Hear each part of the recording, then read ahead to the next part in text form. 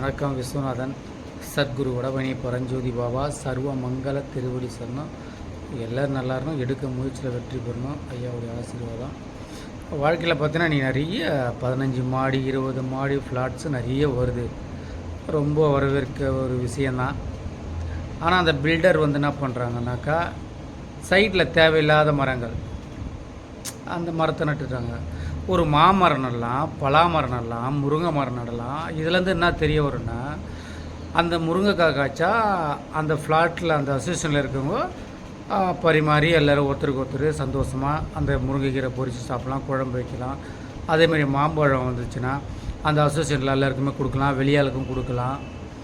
பலாமரம் காய்ச்சால் அது மாதிரி பண்ணலாம். அப்போ பறவைகள் வந்து அதில் வந்து தங்கும், கூடு கட்டும். அப்போ நம்ம குழந்தைங்க வந்து அதை சிந்திக்கும். பார்க்கும்போது நம்ம சொல்லி கொடுக்கலனா கூட அந்த குழந்தைங்க சிந்திக்கும், ஓஹோ இப்படிலாம் ஒரு விஷயம் இருக்குதா, ஆமாம் சரி சரி, பறவை வருது, கூடு கட்டுது, இப்படிலாம் வாழுது, நம்மளும் ஃப்யூச்சரில் அப்படி தான் வரணும், அப்படியே அந்த குழந்தைக்கு தானாகவே அறிவு பொறுக்கும்.